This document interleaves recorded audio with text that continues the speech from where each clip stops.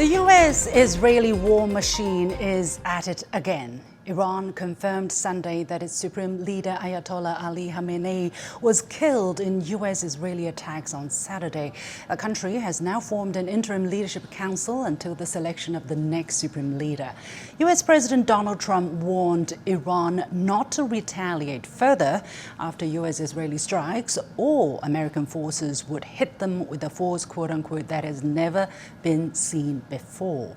The world's reactions have been very mixed, with some Western countries warning they could join the war on Iran, while China has firmly opposed and strongly condemned the killing of the supreme leader.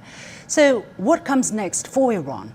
What endgame are the U.S. and Israel pursuing in the region, and how far could the ripple effects spread across the region and possibly beyond? Welcome to this special edition of The Point with me, Liu Xin, an opinion show coming to you live from Beijing. I'm pleased to be joined from Tehran, Iran by Foad Izadi, Associate Professor for Faculty of World Studies at the University of Tehran, from Johannesburg, South Africa by Vijay Prashad, Director of the Tricontinental Institute for Social Research, and here in the studio by Gong, Professor of Economics at the University of International Business and Economics here in China. The warmest welcome to all of you. So allow me to go to Professor Izadi in Tehran first. Please update us on the very latest in the situation. How stable is the country? Are there signs that the U.S.'s goal of regime change can be achieved anytime soon?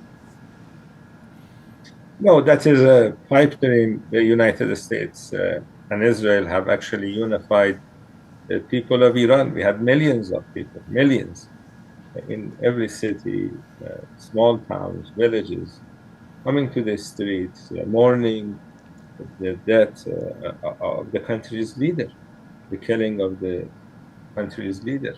Some of these people, maybe last week, 2 weeks ago, had difficulties with government policies, or did not like what they were seeing in terms of economic situation.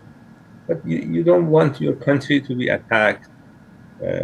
We lost over 160 little girls 3 days ago, when the Americans and Israelis attacked in a school in southern Iran.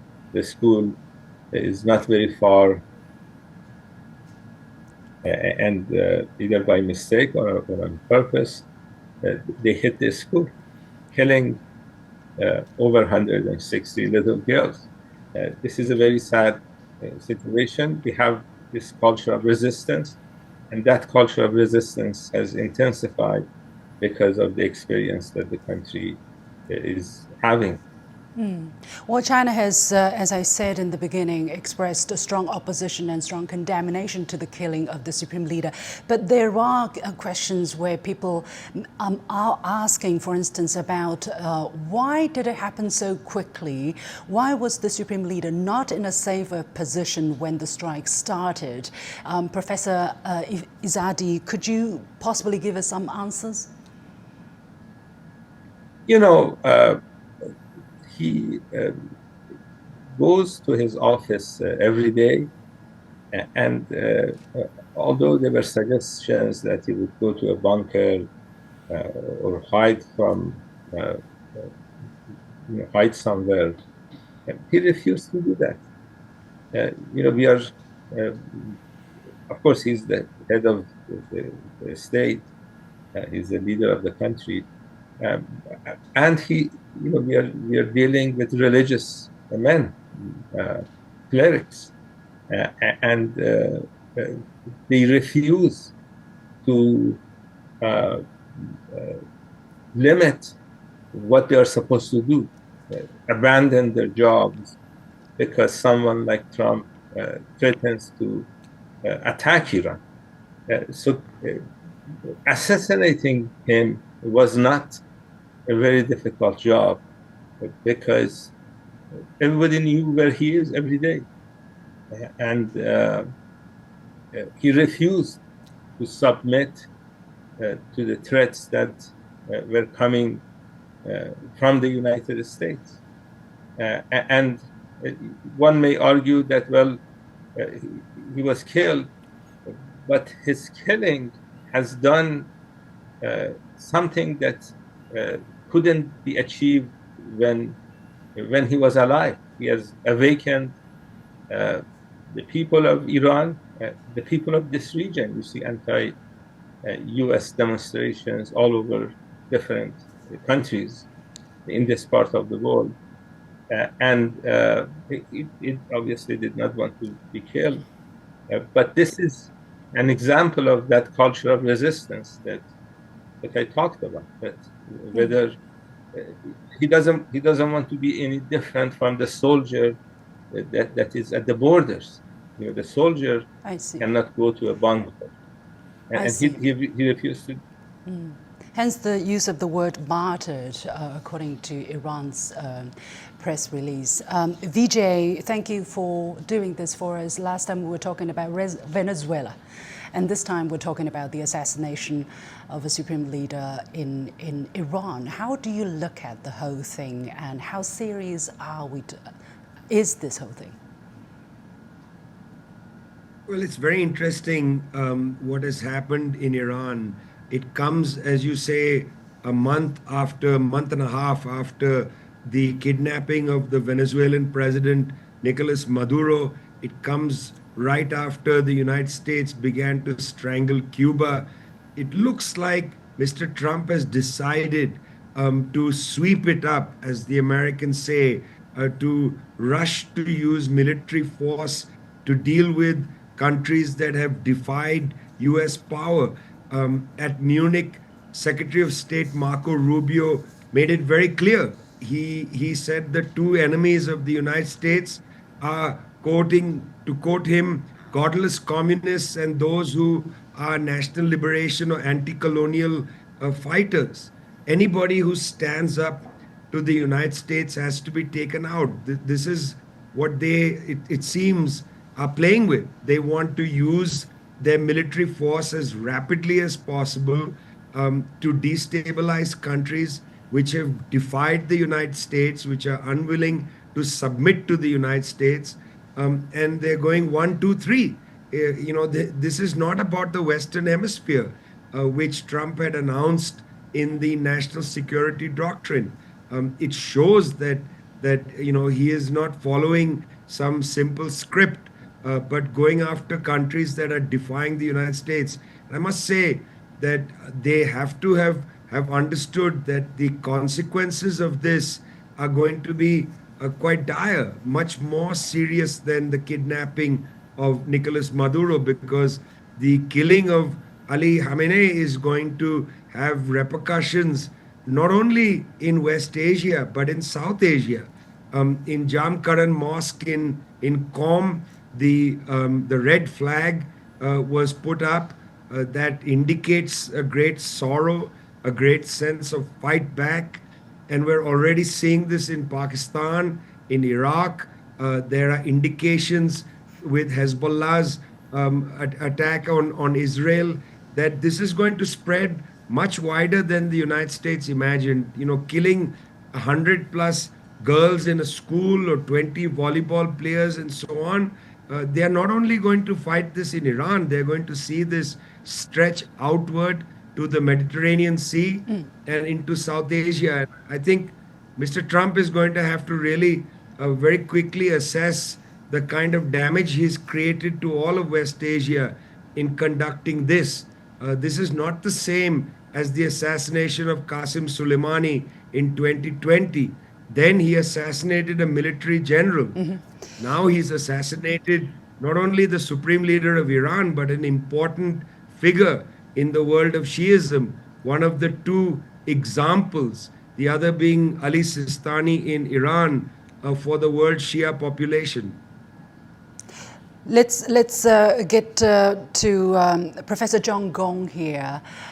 Do you agree with Vijay's assessment of the goal of the United States and Israel, or prompted by Israel, that is to get rid of this government which has always said no to the United States supremacy and dominance, first of all, and secondly, if you do so, why do you think they did it this time, at that particular Saturday morning? Well, this is primarily an Israeli project, and the Trump administration has had a fairly difficult time explaining this to the American people. And unlike previous actions, President Trump hasn't gone out, with a loudspeaker and making this case to the American people. He has been pretty much dodging this question. The real question is, what is the imminent danger to the United States? Why do it right now, right?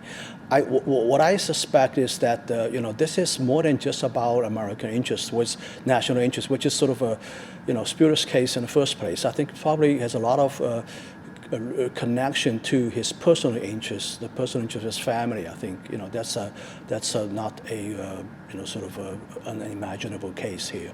The American people, according to recent two polls, not many people actually in support of this.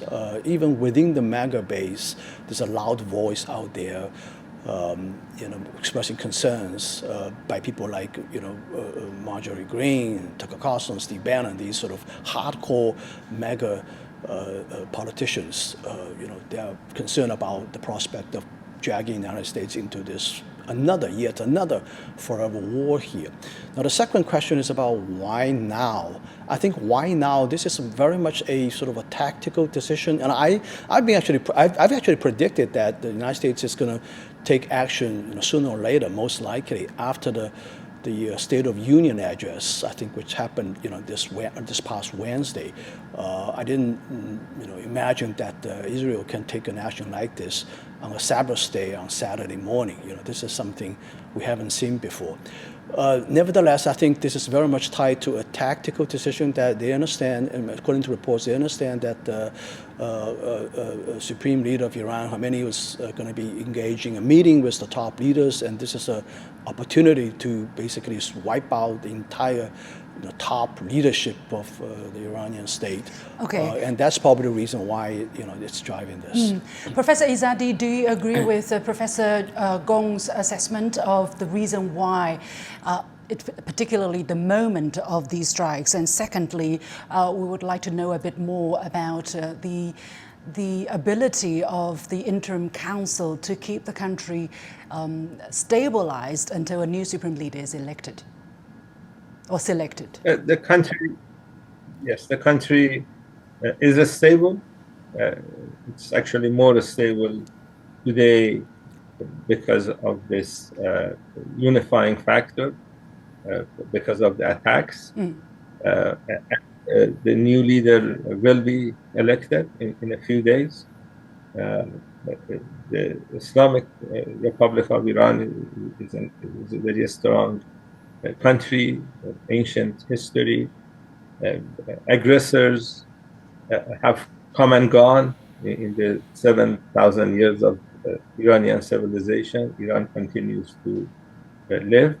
The Trump administration had this pipe dream that by attacking and killing, assassinating Iranian leaders, they could create some sort of a color revolution. That's not going to happen.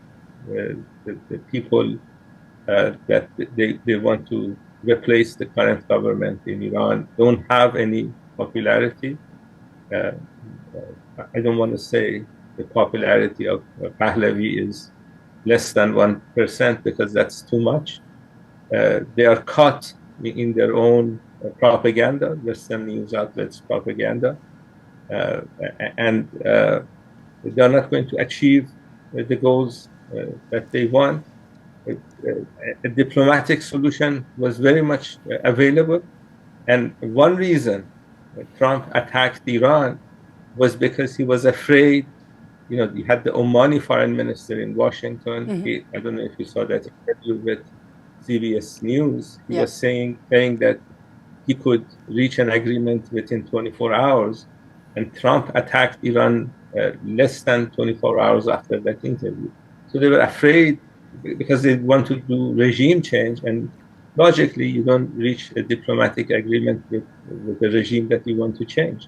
And this is why they attacked the Epstein files. I think you should take that seriously. Epstein files news was number one. Now Iran is number one.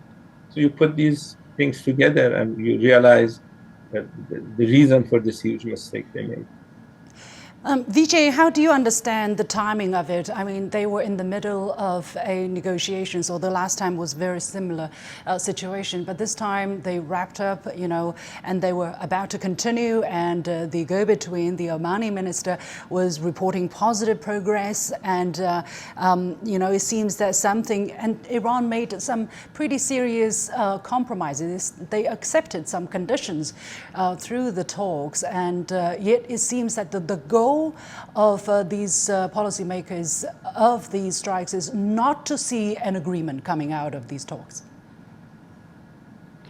I mean, it's important to recognize that there's nothing here about nuclear weapons or any talks that could lead to an agreement on nuclear weapons, because Iran does not have a nuclear weapons program. It has a nuclear energy program.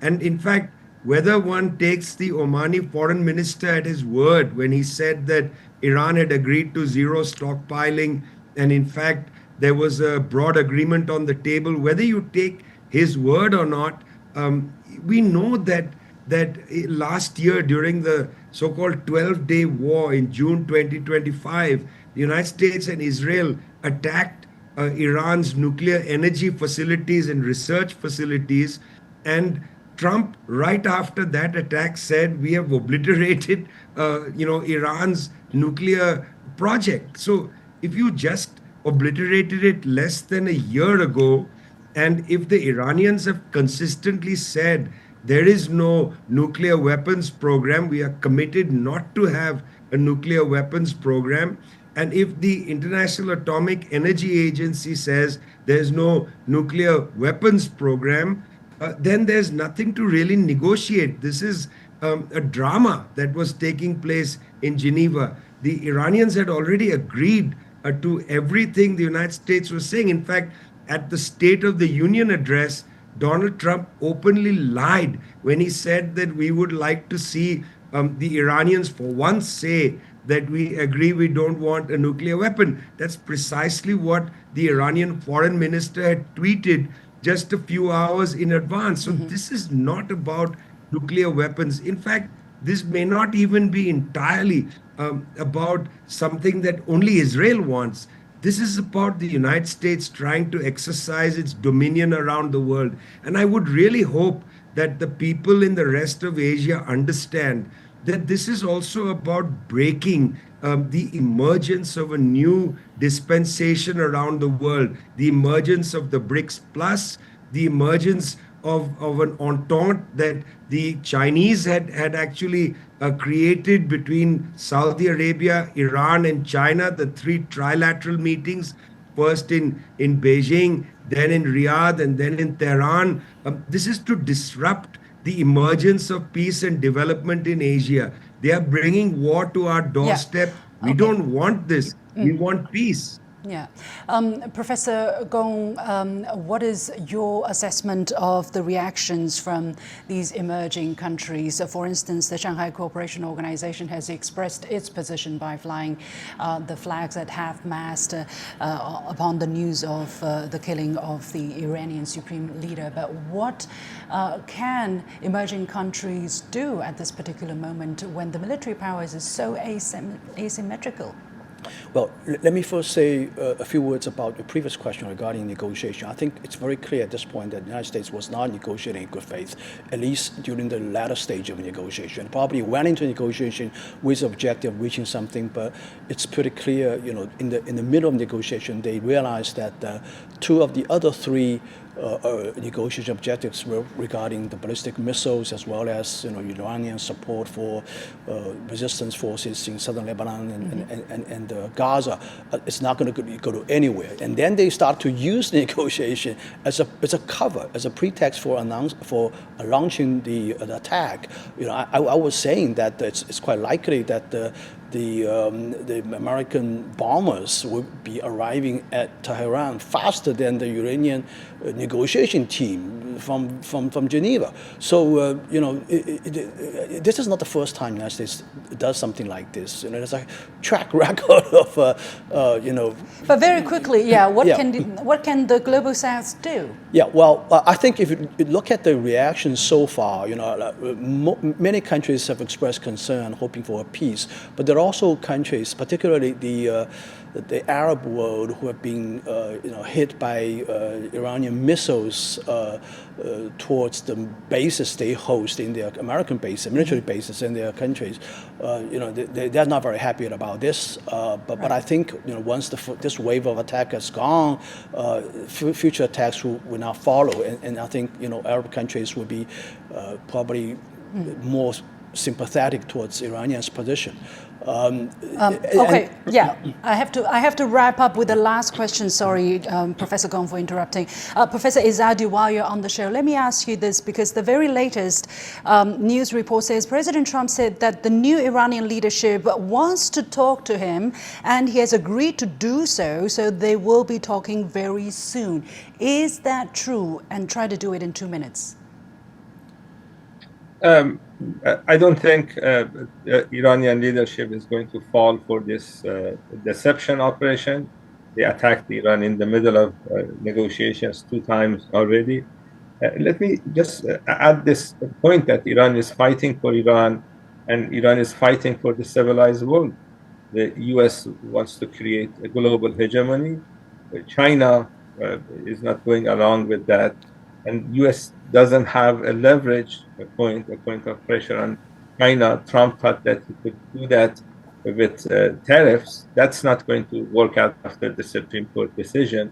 They want to dominate the Middle East, take over Middle Eastern oil, and put pressure on China and other countries that want to be independent and work with this part of the world, get oil from this part of the world as a leverage point. And if they get away with their policies towards China, towards Iran, other independent countries would face a similar situation. So Iran is basically fighting for this region and for people who want to be independent from American domination.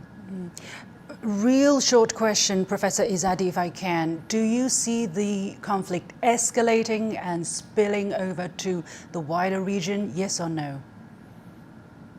I think Iranian leaders decided to create serious pain this time for the United States, because last time they exercised restraint, they announced that one base they wanted to hit ahead of time. And what did we get for exercising restraint? We got the country's leader killed. So this time, enough American soldiers should die. So this would create pressure on Trump to stop his anti-Iran policies and attacking Iran. As we go forward, he's going to be president for the next 2 years. We cannot have him killing the next leader of Iran. If he doesn't pay a serious price now, he will do that without doubt. Vijay, with what kind of sentiments are you looking at the situation in this part of the world? Well, I'm looking at it with a great deal of concern and sadness. Don't want to see this kind of loss of life. Over 100 girls killed in an elementary school. I'm looking forward to having the Global South go back to the UN Security Council, put a resolution on the table condemning the United States and Israel for violating Article 2 of the UN Charter. They get complete immunity when they do things like this. It's about time we hold them accountable using international law, using the system of the UN. We must condemn them for violating the UN Charter. We cannot allow them to keep doing this and getting away with it. All right. Well, China actually did also say China takes seriously the security of Gulf states and support their efforts to exercise restraint. Meanwhile, China is calling for military actions to be immediately ceased so that dialogue and cooperation can come back to the region. We'll keep a close watch on the development of the situation. Many thanks to our guests, Foad Izadi, Associate Professor from University of Tehran, Vijay Prashad from the Tricontinental Institute for Social Research, and Professor Gong from the University of International Business and Economics. And with that, We come to the end of this edition of The Point with me, Liu Xin, coming to you from Beijing. As always, follow us on Facebook and X using the handle Liu Xin in Beijing. On behalf of the whole team, thank you for watching. You've got The Point.